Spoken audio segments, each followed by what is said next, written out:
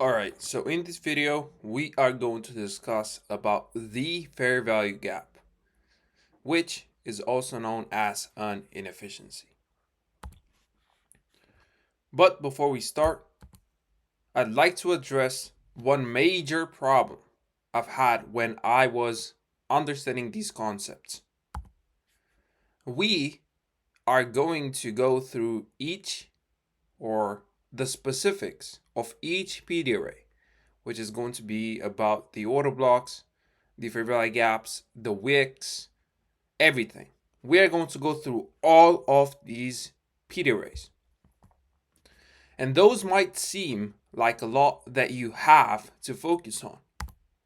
However, I will remind you, the market does only two things.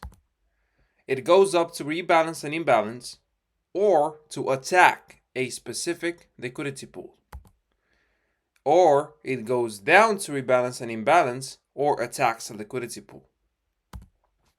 Then, as we define clearly which one the market will attack, we will then use the specifics of every PD array to confirm our bias, which gives us the narrative.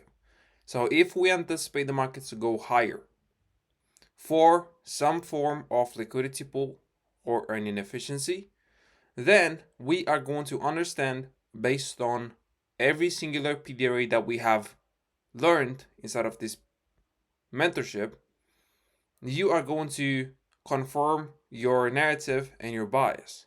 But the market does only two things. It goes up for inefficiency or liquidity, or goes down for inefficiency or liquidity.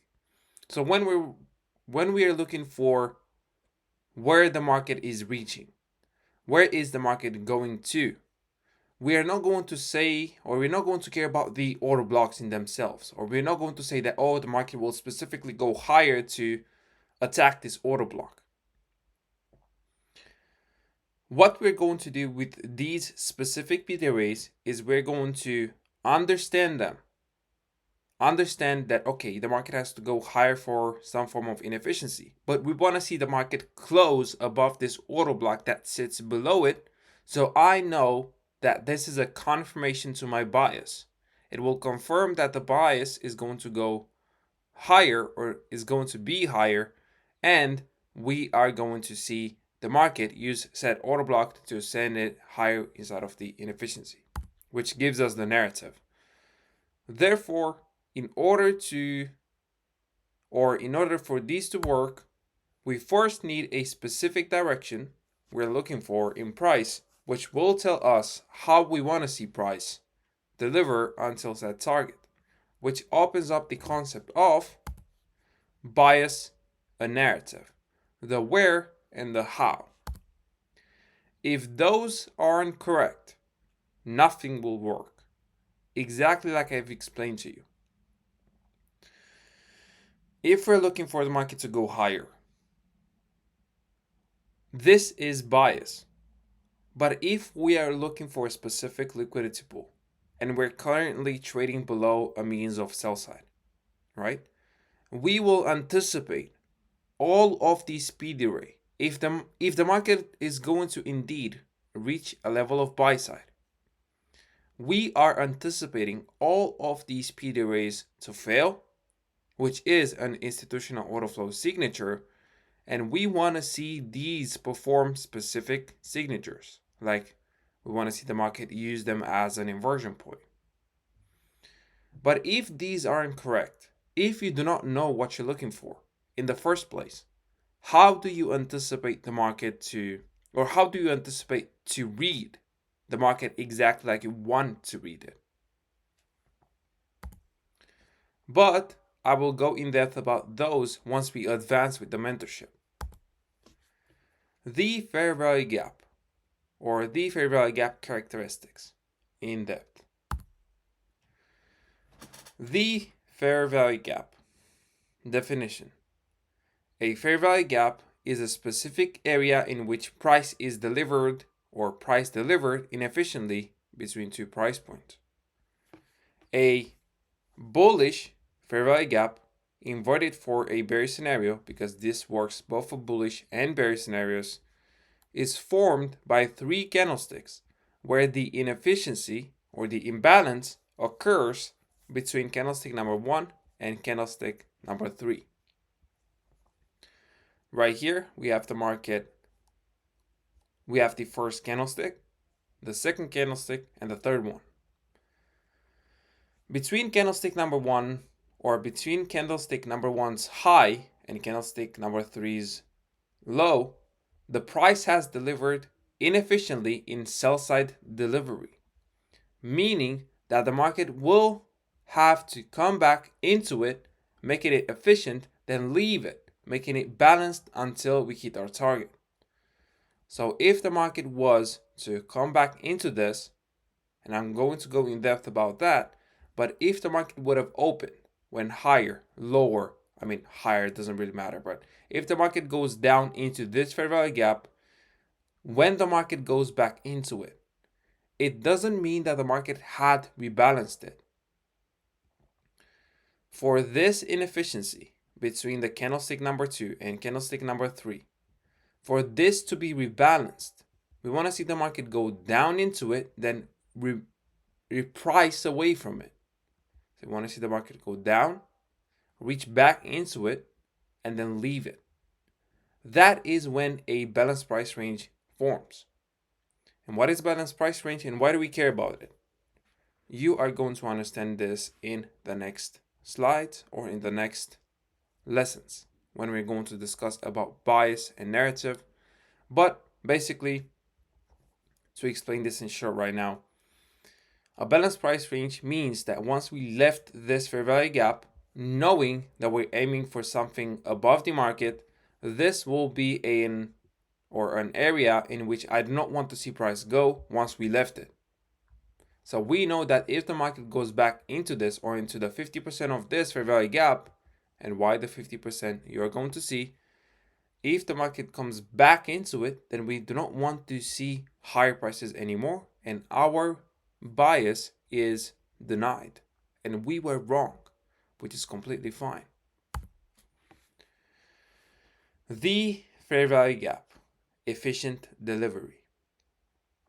Assuming that we are already looking for a specific target above the current market price, as the market traded, and this is in bold characters, as the market traded back into the BISI, this is called an efficient fair value gap, which is exactly what I told you. Assuming that I am correct, what I anticipate then is for said fair value gap to be successfully rebalanced, which is determined by specific signatures, which is exactly what I've told you, continuing higher into the specific target I am looking for.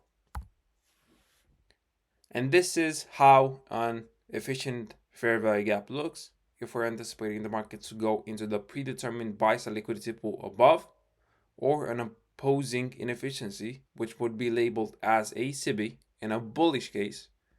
And I want you to reverse this for a bearish case.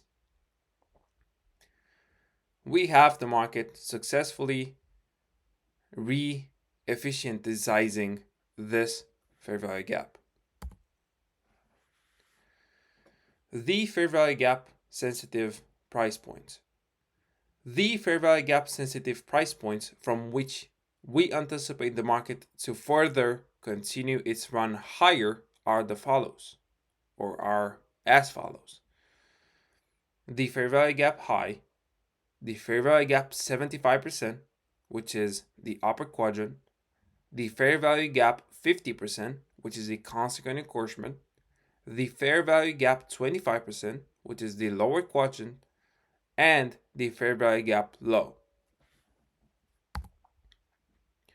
And this is a crude depiction of said sensitive points. What we're going to do is we're going to have the inefficiency, which everybody knows if you're in the mentorship, but I have to make you remember. I have to show this again. Fair value gap high, fair value gap low. This is the candlestick number 1, candlestick number 3. What we will do is we will take a fib, put it into the candlestick number 1's high, and the candlestick number 3 is low. And we are going to take the 0.75 or 0.25, it does not matter how you do it, which is going to be, in a bullish case, or in every case rather, the upper quadrant, the consequent encroachment at the 50%, the lower quadrant at the 25%, and the fair value gap low. These specific signatures for market continuations. Without going in depth about the market signatures, which are a future in-depth topic to discuss, when we talk about the market signatures, we are looking for body closures. So when we are discussing about signatures, about looking whether the market is going to deliver inside of our predetermined direction or not, we are going to look at body closures. A specific phrase to internalize is the following: the wicks do the damage, which the damage means that they knock out retail traders, and the bodies tell the story, where the candlestick closes in relation to a pre-existing anticipation is what tells us if our premise is still ongoing or not, letting us know to abandon it and stay sidelined. Which means that if we see the market closing below a fair value gap and we are looking for the market to go higher, then this tells us that our bias is wrong, that our narrative is wrong, and we can exit before the market goes into our stop. We can anticipate the market to go back below and this to be a problematic run before it even goes to our stop, saving us one stop loss, which is absolutely what you want to do as a trader. For example, if we are anticipating the market to reach higher into a specific target, we will internalize the following: a body closure above or at the fair value gap high indicates strength, meaning that our premise is still valid and strong. A body closure above or at the 75% indicates strength, meaning that our premise is still valid and yet again strong. A body closure above or at the fair value gap 50% is a normal market delivery signature. And a body closure below the fair value gap 50% reduces drastically the chances of the PDRA holding or indicates that the market would not be as strong, highlighting to us to be cautious and to continue measuring our premise. So basically, we can see the market come back into the fair value gap low in a bullish narrative. And that is completely fine. That does not mean anything. However, what it does is it shows us that the market is not as strong as we would want it to be. But that is normal. Again, that is normal market delivery. But we would prefer and see, what I want you to see is the difference. We would prefer for the market to only go back into the fair value gap high because that would indicate strength in a bullish narrative. And also, I want to give you one exception when a wick highlights a signature. As stated, the bodies tell the story. However, if the market is unwilling to go even into the 50% of the fair value gap inside a predetermined premise, then that is a sign of underlying strength, and the market will mostly use the fair value gap high and continue higher with speed, lasting a maximum of 2 to 3 minutes inside of said fair value gap. Of course, if we're discussing the 1 minute chart. But basically, if the market is not even willing to go back into the 50% with a wick, and it only stops shy of it, it stops very close to the 50% of said fair value gap, then that is a sign of strength which is determined by the wick. And prior to understanding the fair value gap rebalance, you need to understand one piece of market structure: the swing highs and swing lows. The swing points. Definition: a swing high is a 3 candlestick formation where the market forms a high that has a lower high to the left and a lower high to the right. It usually forms a pivotal moment right after or in the form of a short-term retracement or the start of an overall reversal. So this is what the swing high is, or reverse it for a swing low.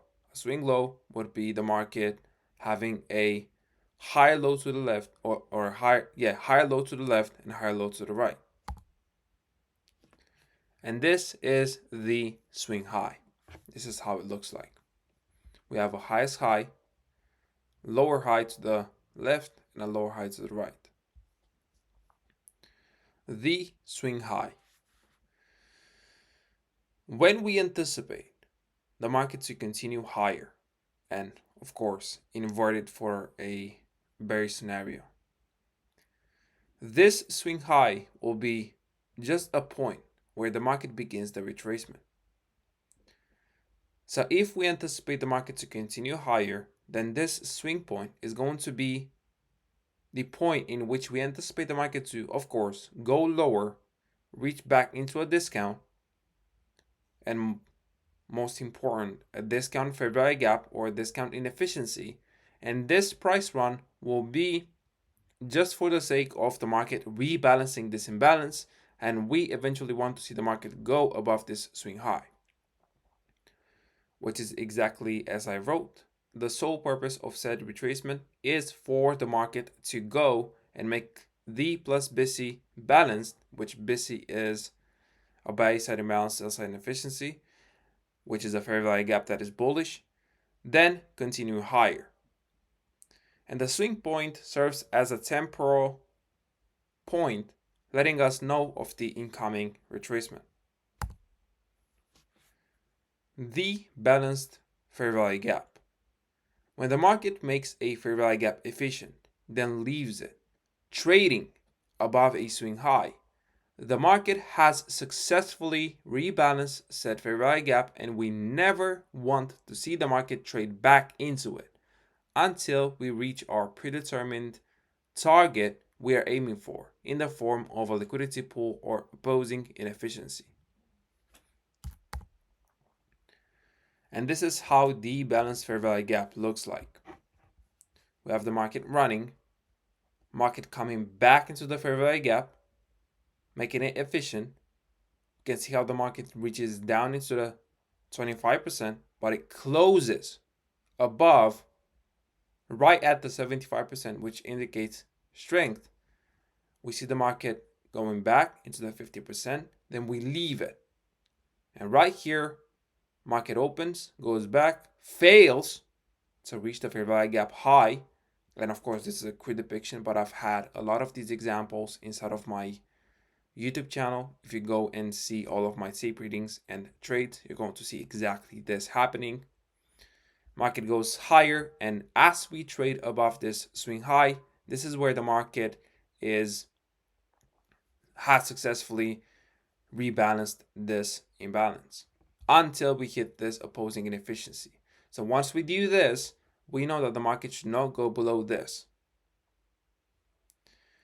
Market left the fair value gap trading above the swing high, leaving it as a balanced fair value gap, meaning that we never want to see price into the fair value gap until we reached our target, as the purpose of said retracement has been successfully met. How do we use this information?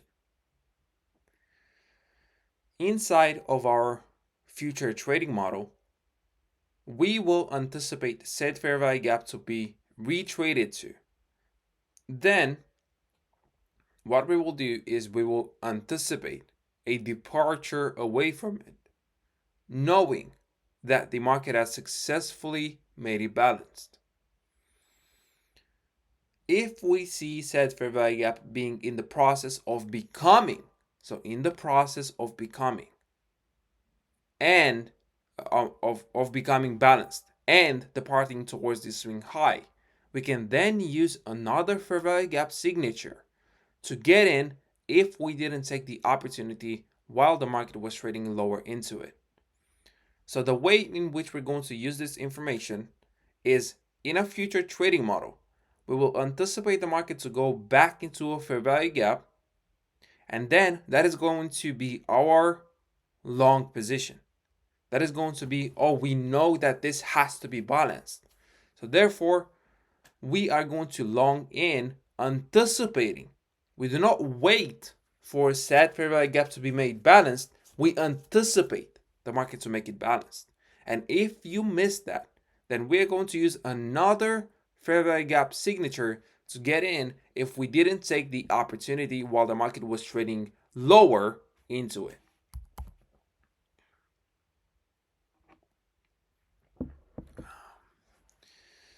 The fair value gap failure. As we are anticipating the retracement that has been done to be with the sole purpose of rebalancing the fair value gap, based on the knowledge that a closure above a SIBI invalidates it, we will use it as information. And when we are talking about invalidation, we are talking about the SIBI, so the opposing. And when we say SIBI, it is a sell side imbalance, buy side inefficiency. But we're going to understand what that means. We will use it as information to let us know that said PD rate is used as a means of sending price higher, like a BISI would, already anticipating the swing high to be taken for the BISI to be rebalanced. And this is what it looks like. Market goes higher. This is a bearish fair value gap. Market goes back into our fair value gap here, and then the market leaves it. That we didn't have any opportunity, or we didn't go long inside of this fair value gap here. So what happens? The market opens, and as we traded above it, as we are anticipating the market to go here, this, as we closed above it, or even this one.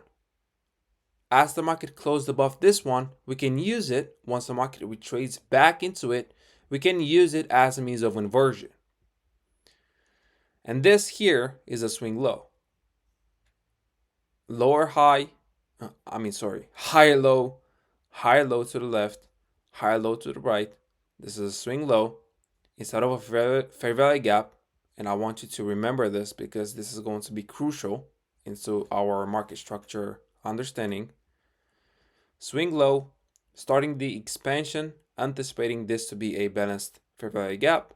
Market closes above the SIBI, meaning that it has successfully failed, meaning that it can be used as a support level or like a BISI. So market trades above it, even this one.